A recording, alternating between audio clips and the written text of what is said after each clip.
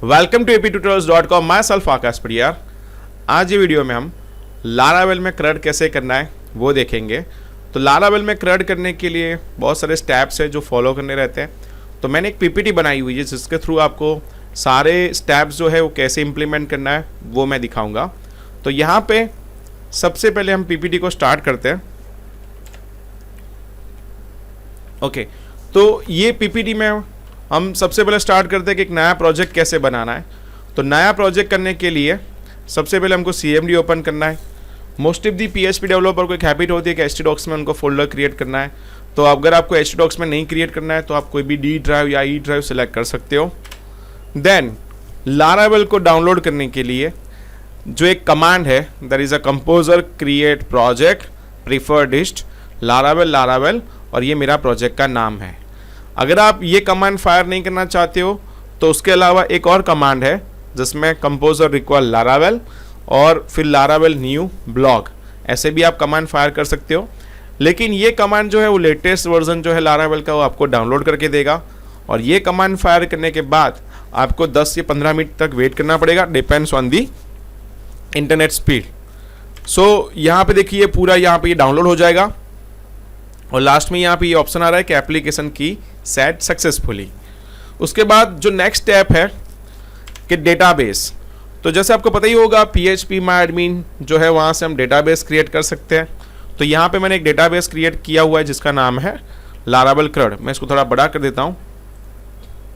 Okay, तो देखिए यहाँ पे एक मैंने डेटाबेस क्रिएट किया जिसका नाम है लारावेल क्रड जो मेरा PHP MyAdmin है। और यहाँ से डायरेक्टली हम VS कोड एक एडिटर है जहाँ पे हम पूरा कोडिंग जो है वो लिख सकते हैं। आप अगर दूसरा कोई एडिटर यूज़ करना चाहते हो तो भी कर सकते हो। सो मैं यहाँ पे जनरली VS कोड का ज़्यादा इस्तेमाल करता हूँ। यहाँ पे आप ओपन फोल्डर करोगे तो जहाँ पे आपने प्रोजेक्ट क्रिएट किया हुआ है वो डेस्टिनेशन का आप अपना फोल्डर सिलेक्ट कीजिए एंड देन कन्फर्म। तो देखिए ये जो पूरा एक स्ट्रक्चर है यहाँ पे ये रेडी हो गया। लारावेल का जो प्रोजेक्ट है डिफ़ॉल्ट यहाँ पे सारे फोल्डर्स आ गए। तो अभी नेक्स्ट जो है हमको करना है डेटाबेस कनेक्टिविटी। तो डेटाबेस कनेक्टिविटी करने के लिए यहाँ पे एनवायरनमेंट फाइल होती है जिसका नाम है .env जो आपको यहाँ पे दिखेगी। यहाँ पे आप जो अपना डेटाबेस है यहाँ पे लेट्स से कि मैं यूज़ करने वाला हूँ MySQL। तो यहाँ पे डेटाबेस कनेक्शन MySQL होना चाहिए। यहाँ पे होस्ट एंड पोर्ट नंबर, अगर आप कोई डिफरेंट पोर्ट पे रन करो तो आप यहाँ पे चेंज कर सकते हो। एंड यहाँ पे आपको लारावेल का जो डेटाबेस आपने जो बनाया है उसका डेटाबेस नेम देना है एंड यूज़र नेम पासवर्ड। लेकिन मेरे केस में ये नॉर्मल ऐसा ही है। अगर आप कहीं और जगह से कनेक्ट करे हो तो मे बी ये चेंज हो सकता है। उसके बाद हम बात करते हैं PHP आर्टिसन माइग्रेट। ये PHP आर्टिसन माइग्रेट जो कमांड है वो बाय डिफ़ॉल्ट लारावेल में टेबल्स जो होते हैं वो यहाँ पे क्रिएट करेगा जिसके लिए माइग्रेशन फाइल्स होती है। वो माइग्रेशन फाइल्स आपको अपने डेटाबेस करके जो फोल्डर है डेटाबेस के अंदर माइग्रेट करके फाइल होगी माइग्रेशन की, वो automatically PHP artisan migrate command implement करने के बाद PHP MyAdmin में वो क्रिएट कर देगा। तो यहाँ पे देखिए create user table and create password reset table. अगर आप लारावेल 6 यूज़ कर रहे हो तो वहाँ पे जॉब्स का भी एक टेबल अभी बनता है। तो यहाँ पे देखिए 3 टेबल बन गए, एक है यूज़र, दूसरा है पासवर्ड रीसेट एंड तीसरा जो है दैट इज़ अ माइग्रेट। तो यहाँ पे यूज़र जो है मतलब वो साइन अप लॉगिन करने के लिए यूज़ होता है, पासवर्ड रीसेट मतलब फॉरगॉट पासवर्ड के लिए, एंड माइग्रेशन जो फाइल है मतलब जिसमें क्या स्टोर होगा, जितने भी आप टेबल बना रहे हो वो सारी डिटेल्स माइग्रेशन करके स्टोर होगी। अभी हम बात करते हैं मॉडल। तो मॉडल क्या है? तो जैसे आपको डेटाबेस यहाँ पे हम यूज़ करने वाले हैं ORM concept, right, eloquent concept का हम यहाँ पे यूज़ करेंगे। दूसरा ऑप्शन है FastDB जिसका आप इस्तेमाल कर सकते हो। लेकिन अगर आप एलोकेंट का यूज़ करें तो उसमें आपको मॉडल डिफाइन करना पड़ता है और मॉडल को डिफाइन करने के लिए यहाँ पे आपको लिखना पड़ेगा PHP आर्टिसन मेक मॉडल और मॉडल का नाम जो है मैंने यहाँ पे दिया हुआ है प्रोडक्ट। लेकिन मॉडल बनाने के बाद मुझे सबसे पहले डेटाबेस में टेबल क्रिएट करना पड़ेगा। तो यहाँ पे उसको हम बोलते हैं माइग्रेशन फाइल। तो माइग्रेशन फाइल कैसे क्रिएट होगी? तो यहाँ पे एक शॉर्टकट भी है कि PHP artisan make model product -m लिखने से क्या होगा, माइग्रेशन फाइल जो है वो प्रोडक्ट टेबल की बन जाएगी। तो देखिए कमांड इंप्लीमेंट करने के बाद यहाँ पे ऑप्शन आ गया मॉडल क्रिएटेड सक्सेसफुली, और यहाँ पे क्रिएट प्रोडक्ट टेबल, उसकी भी माइग्रेशन फाइल बन गई।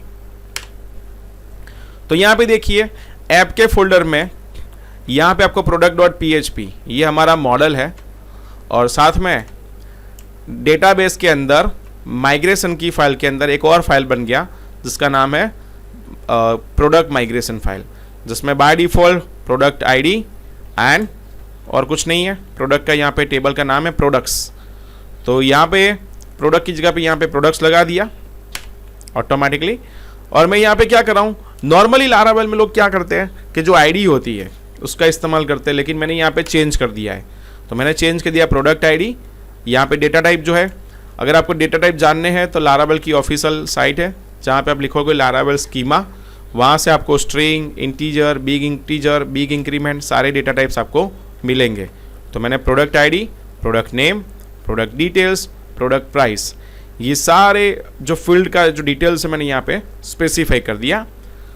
अभी नेक्स्ट मुझे क्या करना है कि ये जो टेबल है वो मेरे PHP MyAdmin मतलब कि डेटाबेस में माइग्रेट करना है। तो माइग्रेट करने के लिए वापस आपको टर्मिनल में जाना पड़ेगा, वहाँ पे लिखना पड़ेगा PHP आर्टिसन माइग्रेट। तो ये क्या करेगा, तो जो हमने प्रोडक्ट का टेबल बनाया था वो प्रोडक्ट का टेबल यहाँ पे माइग्रेट हो जाएगा। नाउ अभी हम नेक्स्ट बात करते हैं मॉडल। तो प्रोडक्ट जो मॉडल बना हुआ है उसके अंदर मुझे स्पेसिफाई करना पड़ेगा कौन कौन सी फील्ड का मुझे इस्तेमाल करना है। तो यहाँ पे आपको उसके लिए फिलेबल का एक एरे बनाना पड़ेगा, और फिलेबल के अंदर आपको product name, product details and product price. तो मॉडल को यूज़ करने के लिए आपको फिलेबल जो है उसको प्रोटेक्टेड मोड में रखना पड़ेगा। एंड सेकेंड, अगर आप नॉर्मल जो डिफ़ॉल्ट आईडी आती है अगर आप वो यूज़ नहीं कर रहे हो तो you also have to specify the primary key. तो देखो यहाँ पे मैंने प्रोटेक्टेड प्राइमरी की जिसमें के जो है वो कैपिटल है, ये याद रखना आप। अगर आपने ये कैपिटल नहीं किया तो आपको एडिट में जाके एरर आ सकती है। तो यहाँ पे प्राइमरी की और मैंने दे दी प्रोडक्ट आईडी। तो नेक्स्ट जो है वो हमको क्रिएट करना है कंट्रोलर। कंट्रोलर आपको पता होगा दो तरीके से हम क्रिएट कर सकते हैं, एक है जो नॉर्मल और दूसरा जो है वो रिसोर्स कंट्रोलर। तो यहाँ पे क्वेश्चन होता है कि कौन सा बेस्ट रहेगा। तो मैं ऐसे सजेस्ट करता हूँ कि अगर आप CRUD ऑपरेशन कर रहे हो तो उसके लिए रिसोर्स कंट्रोलर जो है वो बेस्ट है। क्यों? क्योंकि रिसोर्स कंट्रोलर के अंदर सारे फंक्शंस जो है वहाँ पे प्री डिफाइन होते हैं। तो यहाँ पे रिसोर्स कंट्रोलर क्रिएट करने के लिए हम लिखेंगे command PHP artisan make controller product controller and hyphen resource. तो देखिए नीचे मैसेज आ गया कंट्रोलर क्रिएटेड सक्सेसफुली।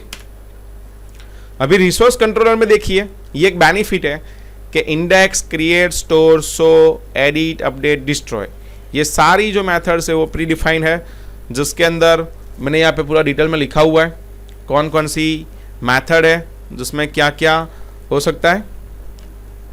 तो यहाँ पे देखिए ये रिसोर्स कंट्रोलर जो है वो HTTP के अंदर कंट्रोलर और उसके अंदर प्रोडक्ट कंट्रोलर .php करके फाइल बनेगी जिसमें index, then create, store, show, edit, update and destroy.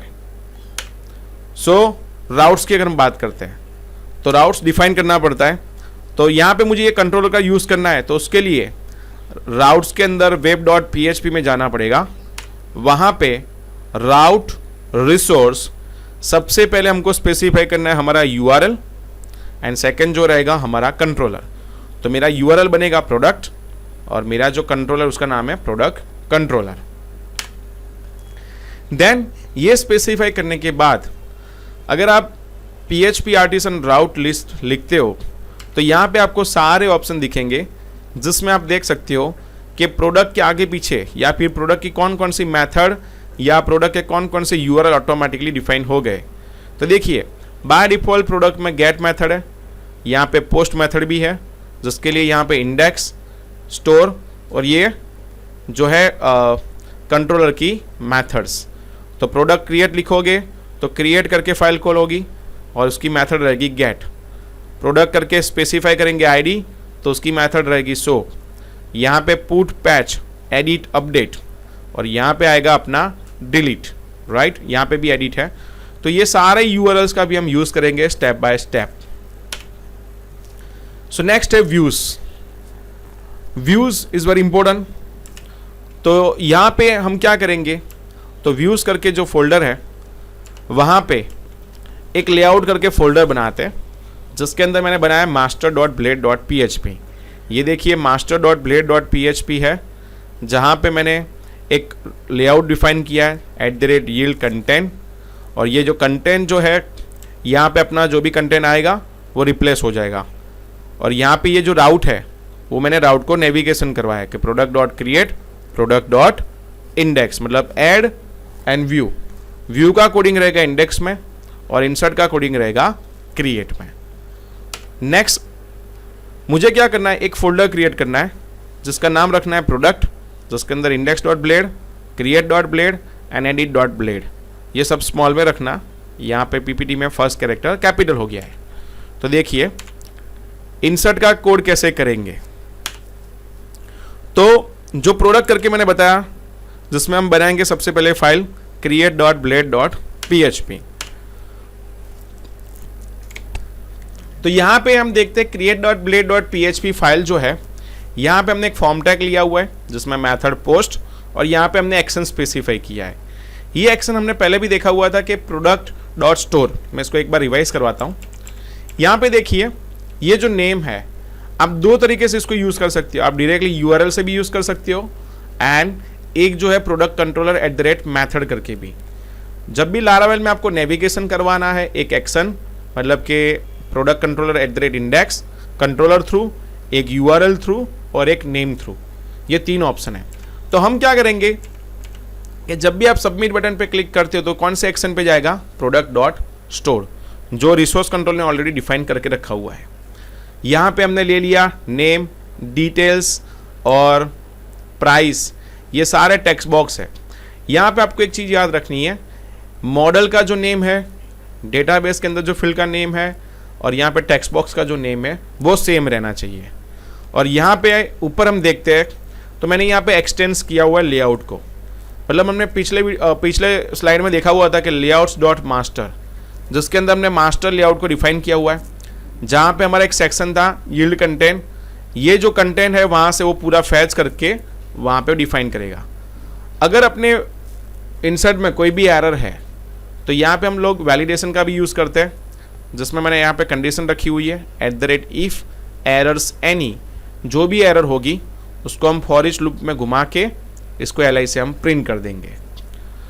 Second, यहाँ पे प्रोडक्ट कंट्रोलर हमने इंसर्ट कर कोडिंग तो वहाँ पे कर दिया, डिजाइनिंग, लेकिन उसको कॉल भी करना पड़ेगा। तो ये कब कॉल होगा, तो क्रिएट फंक्शन के अंदर हम इसको कॉल करेंगे। तो रिटर्न व्यू product.create। तो यहाँ पे देखिए, यहाँ पे नीचे आपको दिख रहा है प्रोडक्ट का एक पेज है जिसके अंदर .create करके फाइल होगी। तो ये है मेरा रिसोर्स कंट्रोलर। यहाँ पे मुझे क्या करना पड़ेगा, तो जो मैंने मॉडल बनाया हुआ है वो मॉडल का सबसे पहले मुझको यूज करना पड़ेगा। तो यूज ऐप प्रोडक्ट, अगर आप मल्टीपल मॉडल यूज कर रहे हो तो मल्टीपल का भी आपको यहाँ पे कॉल करना पड़ेगा। फिर हम बात करते हैं स्टोर की। जैसे आप सबमिट बटन पे क्लिक करते हो तो उस टाइम हमने स्पेसिफाई किया था product.store, तो वो यहाँ पे आएगा, ये फंक्शन कॉल होगा। यहाँ पे रिक्वेस्ट जो है, जो सारे रिक्वेस्ट हम एक वैलिडेट करवाएंगे। वैलिडेट का एक एरे है जिसमें मैंने स्पेसिफाई किया है product name require, product details require, product price require, लेकिन प्राइस क्या होनी चाहिए, इंटीजर। सेकेंड जो है प्रोडक्ट क्वेरी, यहाँ पे हम क्या कर रहे हैं, मॉडल में हम डेटा बाइंड कर रहे हैं। तो यहाँ पे देखिए, सबसे पहले मैंने मॉडल का एक ऑब्जेक्ट क्रिएट किया हुआ है, उसके अंदर प्रोडक्ट नेम हमने ऑलरेडी मॉडल में स्पेसिफाई किया हुआ है प्रोडक्ट नेम। तो प्रोडक्ट नेम में क्या आना चाहिए, तो रिक्वेस्ट गेट प्रोडक्ट नेम, मतलब टेक्स्ट बॉक्स में से जो नेम आएगा वो मॉडल के अंदर हम स्पेसिफाई कर रहे हैं। वैसे ही प्रोडक्ट डिटेल्स, प्रोडक्ट प्राइस। तो ये जो तीनों मॉडल में हमने डिफाइन किया है वो टेक्स्ट बॉक्स में से हम उसको बाइंड कर रहे हैं, और बाइंड करने के बाद सेव मेथड को कॉल कर रहे हैं। तो ये क्या करेगा, सारा डेटा वैलिडेट होगा, ऑब्जेक्ट के अंदर बाइंड होगा, एंड देन उसको हम सेव करेंगे। और सेव करने के बाद we will redirect on product, तो ये रिडायरेक्ट हो रहा है प्रोडक्ट के यूआरएल पे। लेकिन यहाँ पे हम यूज़ करें रिक्वेस्ट फ्लैश, जिसमें क्या होता है कि सक्सेस करके एक मेरा की है और साथ में उसकी क्या है वैल्यू। क्यों? क्योंकि यूज़र जब भी ये रिकॉर्ड इंसर्ट करता है तो मुझे उसको डिस्प्ले करवाना है, तो यहाँ पे ये फ्लैश का हम यूज़ कर सकते हैं मैसेज। तो अभी एक बार हम उसको रन करके देखते हैं। तो PHP आर्टिसन सर्व, तो देखिए मैं यहाँ पे नेम डिटेल्स प्राइस डाल रहा हूँ। डालने के बाद मैं जैसे सेव करता हूँ तो ये डेटाबेस में आ जाएगा। दिखने में बहुत इजी लग रहा है, लेकिन इम्प्लीमेंट करने के लिए थोड़ा टाइम लगेगा, बहुत सारी एरर भी फेस हो सकती है। तो ये जो एक वीडियो है उसका मेन मकसद ये है कि कोई किसी को क्विक टूर करनी है कैसे CRUD बनता है उसके लिए। सो नाउ नेक्स्ट हम बात करते हैं डिस्प्ले की। तो इंसर्ट जितना टफ था उससे इजी होता है डिस्प्ले करना। डिस्प्ले में क्या करना पड़ेगा, तो एक ही यहाँ पे मेथड को कॉल करना है कि इंडेक्स जो है वहाँ पे हमारा डिस्प्ले का कोड यूज़ होता है। तो प्रोडक्ट एरे करके मैंने एक एरे वेरिएबल लिया, जिसमें प्रोडक्ट मॉडल को हम क्या करते हैं ऑल मेथड से डेटा फैच करके वो एरे में आ जाएगा। देन रिटर्न व्यू, मैं इसको कहाँ पे डिस्प्ले करूँगा, प्रोडक्ट डॉट इंडेक्स, मतलब हमारी इंडेक्स फाइल जो है वहाँ पे, और कॉम्पैक्ट प्रोडक्ट एरे, जिसको एरे में कन्वर्ट कर देगा। देन हमारी एक फाइल है प्रोडक्ट के अंदर index.blade.php, जिसके अंदर हम क्या करेंगे, तो सबसे पहले एक्सटेंड करेंगे लेआउट को। बटन का मैंने यहाँ पे CSS लिखा है, इसको आप इग्नोर भी कर सकते हो। और मैंने आपको बताया था कि जो सेशन है रिक्वेस्ट सेशन, तो यहाँ पे इफ कंडीशन है कि सक्सेस मिल रहा है कि नहीं। अगर सक्सेस मिल रहा है तो उसको हम क्या करेंगे, गेट करके प्रिंट करेंगे, जो हमने अभी यहाँ पे इंसर्ट में करवाया था। जैसे कि ये रहा कि सक्सेस, तो यहाँ पे हम जो भी मैसेज पास ऑन करेंगे वो यहाँ पे आपको इंडेक्स में इफ कंडीशन से मैंने प्रिंट करवाया है। और नीचे जो कोड है वो टेबल का है, जैसे नॉर्मली स्टैटिक TRTD है। उसके बाद यहाँ पे जो प्रोडक्ट का एरे है उसको हम फॉर ईच लूप घुमा के प्रोडक्ट में से product ID, product name, product details, product price, ये सारा रिकॉर्ड जो है वो हम TD में प्रिंट कर रहे हैं। तो ये डेटाबेस में से डेटा फैच करके लूप से हम इसको इटरेट करवा के यहाँ पे प्रिंट कर सकते हैं।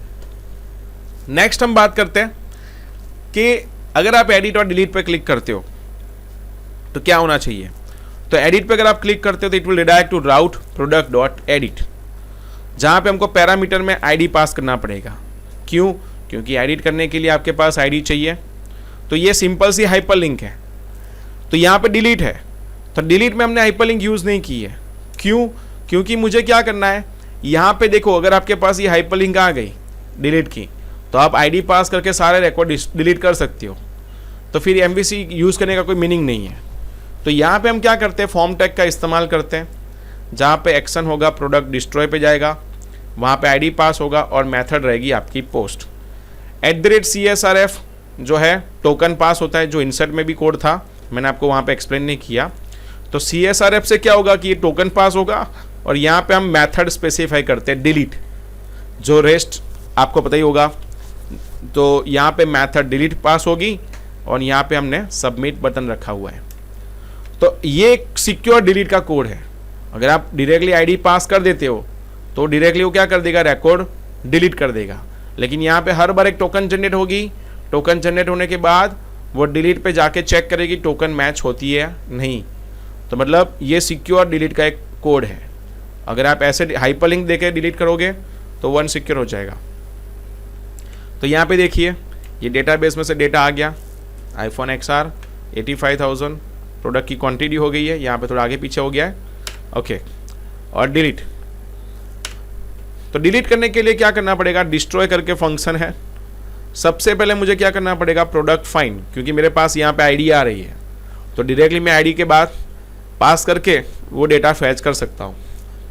तो वो जो मॉडल है वहाँ से वो क्या कर देगा, रिकॉर्ड डिलीट कर देगा। And then redirect on product listing, जहाँ पे हमारे पास सक्सेस का ऑलरेडी मैसेज की है और यहाँ पे वैल्यू क्या है, product has been deleted successfully. तो ये डिलीट का एक लाइन का कोड था। जैसे मैं यहाँ पे डिलीट कर रहा हूँ टेस्ट तो डिलीट हो जाएगा। यहाँ पे एक और मेथड है कि product where product ID equals to ID, और यहाँ पे हम क्या करेंगे, डिलीट फंक्शन को कॉल करेंगे। तो आप चाहो तो ये भी यूज कर सकते हो या फिर आप ये भी यूज कर सकते हो method. Now let's talk about the edit.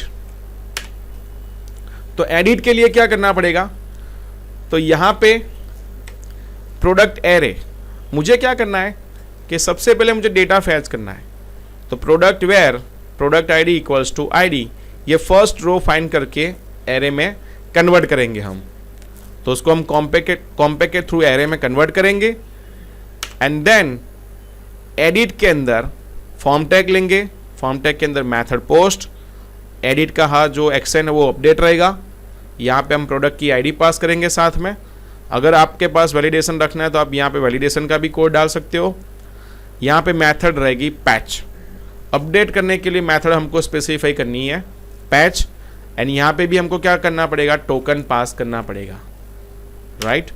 तो यहाँ पे देखिए वो सारा जो इंसर्ट का कोड था वही कोड है, फ़र्क इतना है यहाँ पे कि हमने वैल्यू में क्या किया है, तो पर्टिकुलर प्रोडक्ट का नाम, डिटेल्स एंड प्राइस। अगर आप चाहते हो कि नहीं मुझे बैक जाना है, तो यहाँ पे हम URL राउट, जिसके अंदर हम प्रोडक्ट इंडेक्स पे भी वापस जा सकते हैं। अगर आप अपडेट कर रहे हो तो वो कहाँ पे जाएगा, प्रोडक्ट अपडेट।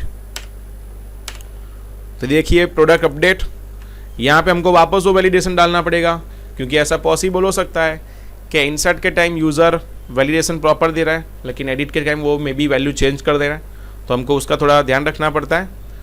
तो यहाँ पे एक दूसरा ऑप्शन है मॉडल को अपडेट करने के लिए, कि सबसे पहले हम डेटा फैच करें हो एरे में, एंड एरे के अंदर हम क्या करें, एक एक जो की है उसके सामने वैल्यू दे रहे हैं। जैसे प्रोडक्ट के अंदर क्या है, प्रोडक्ट नेम, तो उसमें क्या आना चाहिए, तो जो टेक्स्ट बॉक्स में नाम आया है उसको हम बाइंड करेंगे, एंड देन वापस मुझे क्या करना है, सेव, एंड देन ये रिडायरेक्ट कर देगा। यहाँ पे एक्चुअली मैंने अपडेट की, यहाँ पे ऐड लिख दिया है, तो आप इसको रेक्टिफाई कर सकते हो। तो देखिए मैं एडिट पे क्लिक कर रहा हूँ तो यहाँ पे एडिट होगा, फिर मैं यहाँ पे कुछ लिख रहा हूँ, अपडेट कर रहा हूँ और ये अपडेट हो गया। सो फाइनली इतने सारे स्टेप्स है, अराउंड 70 जितने स्नैपशॉट थे, मैंने बहुत जल्दी बता दिया है, लेकिन इम्प्लीमेंट करने के लिए you need enough time. For more details you can contact me on my website, और for online training you can visit this website. So I hope कि ये वीडियो में आपको मालूम पड़ा होगा कैसे CRUD ऑपरेशन जो है, ये एक बेसिक टूर समझ लो या फिर क्विक टूर समझ लो, जिसके थ्रू आप एटलीस्ट जान सकते हो कि CRUD कैसे कर सकते हैं। For more details you can contact me on following details, myself Akash Patiyar. Thanks for watching this video, thank you.